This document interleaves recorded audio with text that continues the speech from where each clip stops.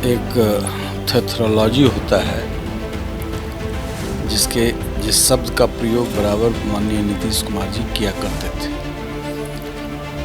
कि दूसरे को कहते थे कि थेथरोलॉजी कर रहे हैं, लेकिन हमको लगता है कि इसके जनक हैं। जिस तरीके से उस बच्ची ने बयान दिया है, यदि थोड़ा भी शर्म होता तो ये चुल्लू भर पानी में डूब के मर जाते नीतीश कुमार। कल क्या होगा मैं नहीं जानता हूँ। आज मैं जीता हूँ। आज बिहार तबाही में है और उस तबाही से कोई लड़ने का साहस सत्ता को ठुकरा करके किया है तो चिराग पासवान। 90 के दशक का वो दौर था जब बिहार की सत्ता पर लालू यादव का कब्जा हुआ करता था। जंगल राज का हवाला देके बिहार की सत्ता पर नीतीश कुमार पहुंचने का काम किए और अभी भी 16 सालों से बिहार की सत्ता पर बरकरार भी हैं। लेकिन जिस प्रकार से लगातार बिहार में जो विधि व्यवस्था खराब होते जा रही है, इसको लेके लोक जनशक्ति पार्टी ने राजभवन मार्च भी किया था और बिहार सरकार पर हमलावर भी था। लेकिन कल लालू यादव पे जिस प्रकार से जो कोर्ट के तरफ से सज़ा का ऐलान किया गया, लालू यादव को 5 साल की सज़ा और 60 लाख का जुर्माना लगाया गया। इस पूरे मामले को लेके काफ़ी सियासत भी हुई और बिहार के मुख्यमंत्री नीतीश कुमार ने यहाँ तक कह दिया कि लालू यादव जो आज अंदर हैं, उनके बगल वाले ही लोग उस समय FIR भी दर्ज कराया था। तमाम मुद्दों पे बात करने के लिए हमारे साथ पूर्व जहानाबाद के सांसद अरुण कुमार जी, उनसे बात करेंगे और समझने की कोशिश करेंगे कि बिहार में जो गिरती विधि व्यवस्था और जिस प्रकार से 5 साल की सज़ा लालू यादव को दी गई है, इसको लेके राजनीति भी हो रही है। तमाम चीज़ों को समझने का काम करेंगे। सर, 16 सालों से विराजमान है नीतीश कुमार। 90 के दशक में बिहार के मुख्यमंत्री नीतीश कुमार भी हुआ करते थे। आप लोग राजभवन मार्च भी किए। लगातार दरभंगा हो, गया हो, पटना का शेल्टर होम मामला हो, इसको लेके बिहार में जो लॉ एंड ऑर्डर है उस पर सवाल उठ रहा है। आप लोग लगातार हमलावर हैं, लेकिन वहीं सत्ता पक्ष में बैठे जो लोग हैं उनका कहना है कि ऐसा कुछ नहीं है, जो भी अपराध करेगा उससे सज़ा मिलेगी। क्या कहेंगे? देखिए,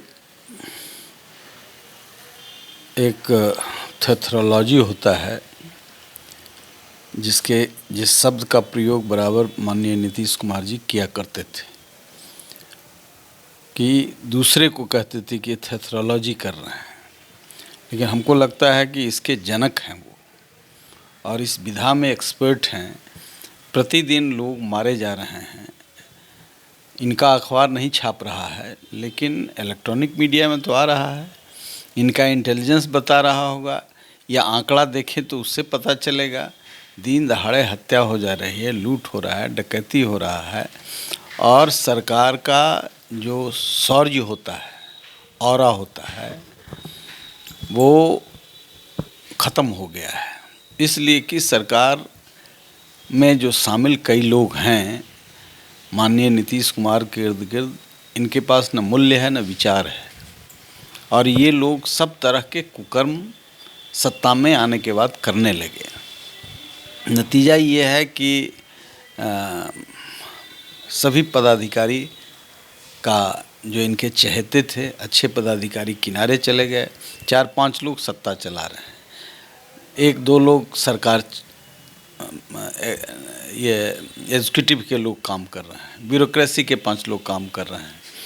तो इससे होता है क्या कि अकाउंटेबिलिटी उन्हीं पर होगी, तो उनके पास समय नहीं है। ये सब भोग की संस्कृति में लगे हुए हैं, चारवाक थ्योरी में विश्वास करते हैं। इतना भ्रष्टाचार है, इतना कुकर्म हो रहा है, इतनी हत्याएं हो रही है। एक आदमी यदि संवेदनशील मुख्यमंत्री हो तो एक आदमी की हत्या पर चिंतन करेगा। यहाँ तो पुलिस जाती ही नहीं है। पुलिस दारू और बालू में फंसी हुई है और दारू बालू का प्रयोग इनका पूर्णतः भ्रष्टाचार को जन्म दिया है और अराजकता को जन्म दिया है। इनको प्रमाण की कहाँ ज़रूरत है। लालू यादव के बारे में हाईकोर्ट माननीय उच्च न्यायालय ने टिप्पणी किया था तो उसको हर जगह कोर्ट करते थे। आज कभी उनको कोर्ट करते सुने हैं?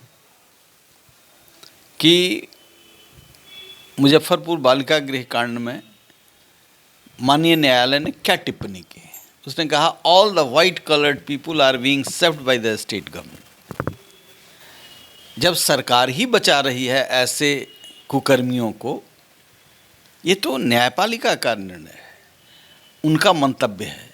वो जिस तरीके से वहाँ बालिका गृह कांड के अभियुक्त बड़ी संख्या में जो सफ़ेद पोश हैं, यानी विधायक, मंत्री हैं, ब्यूरोक्रेट्स हैं, पावरफुल ब्यूरोक्रेट्स हैं, ये चरित्रहीन लोग हैं, इनको बचाया गया है।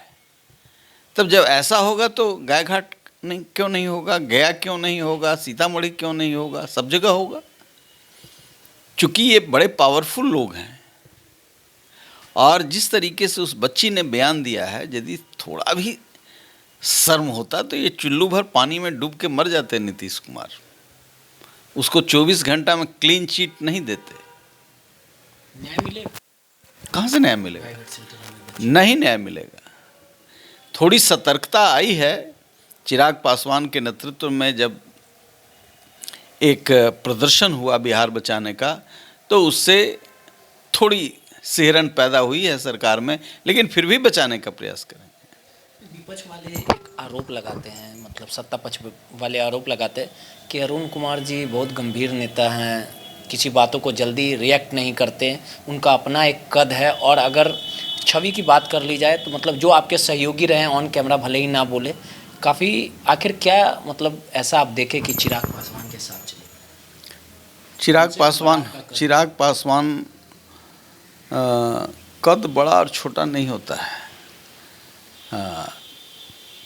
जिस क्षमता के साथ नौजवान एक इमरजेंस बिहार के लिए चिंतन कर रहा था और उस घर को तोड़ा गया, पार्टी को तोड़ा गया, और निर्लज्जता के साथ कोई उसमें मूल्य है ही नहीं। ये लोग रामविलास पासवान के आशीर्वाद से राजनीति में जिंदा थे, और ऐसे लोगों ने धोखा जब किया, राजनीतिक पहचान बन नहीं पाती, वैसे लोगों ने जब धोखा किया, तो जब कोई फूल खिलने के पहले मसलने की के लिए मचल रहा हो, तो हम मचल रहे थे रक्षा के लिए, और पूरी ताकत से हमने कहा कि मैं कुर्बान हूँ तो हूँ, जो कल बिहार को बनाने वाला है, जिसको 50 साल राजनीति करनी है, पूरा विचार के साथ, मूल्य के साथ, विवेक के साथ, समर्पण के साथ, अपने कौशल से बिहार को निकालना चाहता है बीमारू प्रदेश से, तो ऐसे नौजवान को साथ ना दें तो हम समझते हैं कि ये बड़ी बेईमानी होती है। हमने कहने वाले लोग कहते हैं कि नीतीश कुमार को डैमेज करने के लिए चिराग का उपयोग किया जा रहा है, जैसे 2020 में बिहार विधानसभा में किया गया, और कहीं ना कहीं जब नीतीश कुमार को डैमेज कर दिया जाएगा तो जो चिराग पासवान है वो बीजेपी से चले जाएंगे, फिर तो आपकी कुर्बानी बेकार चली जाएगी। कल क्या होगा मैं नहीं जानता हूँ। आज मैं जीता हूँ, आज बिहार तबाही में है, और उस तबाही से कोई लड़ने का साहस सत्ता को ठुकरा करके किया है तो चिराग पासवान ने किया है। सीधे तौर पे पूर्व सांसद अरुण कुमार जी थे, जिन्होंने कहा कि जिस प्रकार से बिहार सरकार हर एक मोर्चे पे फेल है, और बिहार सरकार के तरफ से जो दावा वादा किया जाता है कि बिहार में विकास की गंगा बह रही है, ये तमाम दावे वादे जो हैं उनके झूठ है। कैमरामैन पंकज के साथ रोहित, NBC 24 पटना।